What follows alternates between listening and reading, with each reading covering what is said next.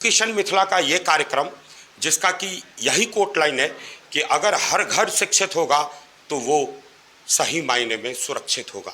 ABM live पे मैं अभय ठाकुर लेकर के आप सभी लोगों के बीच में आया हूँ। नमस्कार। हमारे साथ आज इसी कड़ी में जब भी हम एजुकेशन मिथिला की बात करते हैं तो हमारे पास कोई ना कोई मेंटोर होते हैं, कोई ना कोई ऑर्गेनाइजेशन होता है, कोई ना कोई मैनेजमेंट सेल होता है जो अपनी एक्सपीरियंस, अपनी विजन को हमारे व्यूअर्स के साथ साझा करते हैं।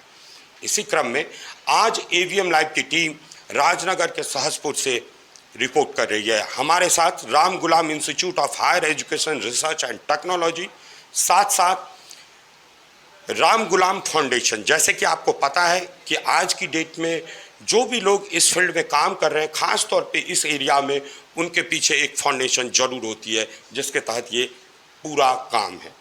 अब मैं आपको सर से मिलाऊं उससे पहले मैं आपको इंट्रोड्यूस करा दूं कि ये foundation Ram Gulam institute of higher education research and technology, आपको नाम से क्लियर हो रहा होगा कि इस पे बहुत तरह के ऐसे कोर्स हैं जो रिसर्च बेस्ड है, टेक्नोलॉजी बेस्ड है और सही मायने में मेन स्ट्रीम कोर्स है। तो वही एक बात जो सर्वथा से होते हुए आई है कि एजुकेशन के दो पैरामीटर, एक अप्लाइड एजुकेशन जिसको वोकेशनल कहते हैं और एक वो एजुकेशन जो कि मेन स्ट्रीम एजुकेशन है। तो दोनों पे बात करेंगे और Ram Gulam institute of higher education research and technology क्या करती है उस पर भी बात करेंगे। हमारे साथ जब खुद सर है तो मैं आपको सर का नाम भी नहीं बताऊंगा, सारा चीज़ सर से ही बात करते हैं। बहुत बहुत स्वागत, धन्यवाद सर एवीएम लाइव पे आपका। सर नमस्कार। सर आप पूरा अपना परिचय देते, क्या आपका एक्सपीरियंस है, कैसे यहाँ तक आए नाम के साथ? सर मेरा नाम तो हो गया doctor Mithun Kumar Paswan, x law officer from Patna high court. मेरा एक ही गोल है कि जब तक आप एजुकेशन नहीं देंगे, एजुकेशन के बिना कुछ भी संभव नहीं है वर्तमान परिप्रेक्ष्य में। क्योंकि एजुकेशन पहले का और अभी का वर्तमान में दोनों भिन्नताएं पाई जाती है।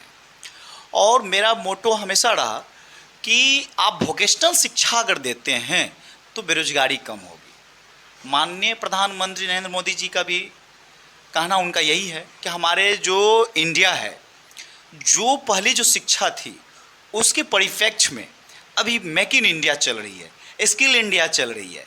तो उसी दरमियान उसी से मोटिवेट होकर, उनसे मोटिवेट होकर सर से, और बहुत से एंटरप्रेन्योर हैं जो भारत में शिक्षा लेवल पे काम कर रहे हैं।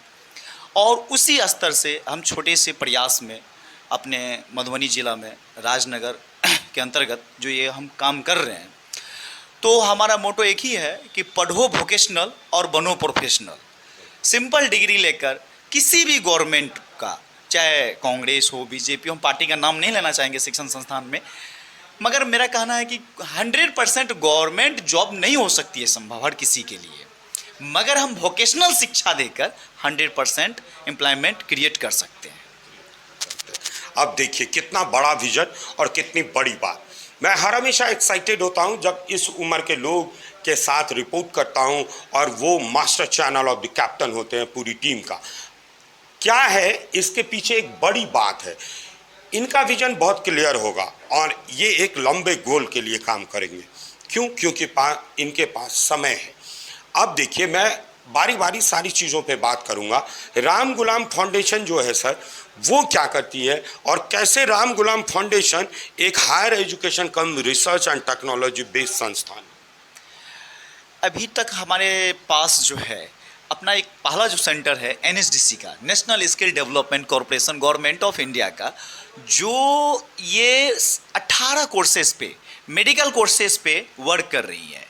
अब मान लिया जाए ड्रेसर हुआ, डीएमएलटी हुआ, फिजियोथेरेपिस्ट हुआ, बीएमएलटी हुआ, ये सारे कोर्सेज जो है वोकेशनल है। और ये सारे कोर्सेज करने के बाद हमारे जो स्टूडेंट बेरोजगार कभी नहीं रहेंगे। कभी क्या बीमारी कम हो सकती है, कभी नहीं हो सकती है। हमारे जो सोसाइटी के लोग हैं पूर्व में, अभी तक में हम देखते हैं सिंपल हिस्ट्री, ग्रेजुएशन लेकर वर्तमान परिप्रेक्ष्य इलाके में देखेंगे कि पढ़ाई छोड़ देते हैं। जब असफल हो जाते हैं, बिहार पुलिस का, दरोगा का कुछ नहीं हुआ तो दिल्ली में जाकर होटल में प्लेट धोते हैं। तो उसमें भी स्किल बेस है ना। IHM के साथ हम लोग अभी टाई अप के लिए बात कर रहे हैं, जिसमें होटल मैनेजमेंट का डिप्लोमा हम लोग देंगे। तो ये सब क्या है, मेडिकल बेस क्या है, ये एजुकेशनल बेस है। हम चाहते हैं कि पूर्णतः टेक्निकल बेस हो, वोकेशनल शिक्षा हो, जिससे उसको भटकना ना पड़े। और राम गुलाम फाउंडेशन जो हमारी जो संस्था है, उसमें पूर्णतः योगदान कर रही हैं कि जो बच्चे गरीब तबके के भी हों, अगर वो जहाँ तक हमारी संस्था सक्षम है उसको सपोर्ट करेगी, और उसकी किसी भी तरह का बैक बाउंस करा के रखना है कि बच्चे स्टॉप ना करे शिक्षा, जिससे कि हमारे जो क्लाइमेट है, एनवायरनमेंट है, हमारी सोसाइटी है, वो इंक्रीज हो। इस पे हम लोग का योगदान है सर। देखिए, ये बहुत क्लियर एक मैसेज है। मैं हर हमेशा कहता हूँ कि हम जो पढ़ते हैं या हम जो सीखते हैं वो हमारी ज़िंदगी में काम आते हैं कि नहीं, हमारे लिए या हमारे परिवार के लिए, हमारे सोसाइटी के लिए। बड़ा एक उदाहरण है, देखिए आप इसको यहाँ पे डिवाइड मत कीजिएगा। जो बात मैं आपको कह रहा हूँ, ये बात मैं एक पॉजिटिव सेंस में बोल रहा हूँ, एक पॉजिटिव कंपटीशंस को लेकर के। आप किसी भी हॉस्पिटल में जाइए, जनरली मधुबनी दरभंगा की मैं बात करूं लोकल लेवल पे, तो आप देखिएगा साउथ के तरफ के, केरला के, तमिलनाडु के, आंध्रा के 2-4-5 स्टाफ, स्किल्ड स्टाफ वहाँ पे रहते हैं। बिकॉज एक यहाँ पे मेंटेलिटी है, ये सेट है कि वो बंदे अच्छा काम करते हैं। ऑफकोर्स वो करते हैं। जिस कोर्स की पढ़ाई आज यहाँ स्टार्ट हुई है, आज से 25 साल पहले वहाँ हो चुकी है। हम लोग जब जाते हैं, जब हमें वहाँ के एम्प्लॉय मिलते हैं, हम उनसे पूछते हैं कि मैम आप कैसे केरला से यहाँ आ गए काम करने के लिए, कैसे, आपने क्या किया? वो कहती हैं कि हमने 12वीं किया, उसके बाद ऐसे पैरामेडिकल नर्सिंग का कोर्स किया, 2 साल हम इस ऑर्गेनाइजेशन से, 2 साल इससे जुड़े हुए थे।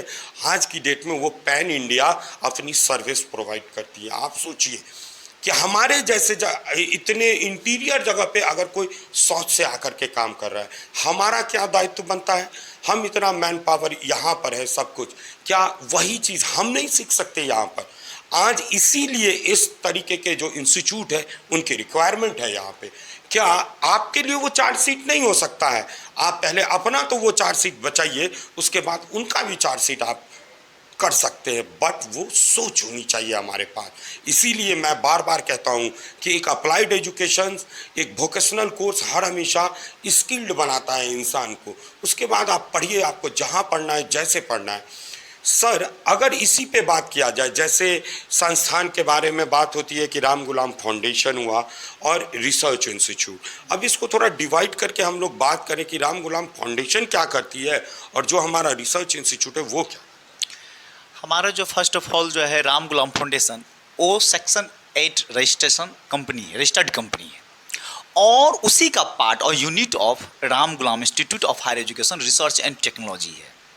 फाउंडेशन जो हमारी है सोशल वर्क में काम करती है, वुमेन डेवलपमेंट, चाइल्ड प्रोटेक्शन पे, ये सब एक्सेट्रा काम करती है। और इंस्टीट्यूट जो हमारी है Ram Gulam institute of higher education research and technology, ये जो है शिक्षा लेवल पे काम करती है। जो बच्चे हमारे पटना नहीं जा सकते हैं, दरभंगा नहीं जा सकते हैं, दिल्ली नहीं जा सकते हैं, उसको रिसर्च बेस हम लोग यहाँ ट्रेनिंग प्रोवाइड कराने में लगे हुए हैं कि हमारे बच्चे पैसा के कारण पढ़ाई शिक्षा न छोड़े। हमारा मकसद एक ही है कि एनी हाउ उसको कंप्लीट कोर्स देना है, कंप्लीट पैकेज देना है।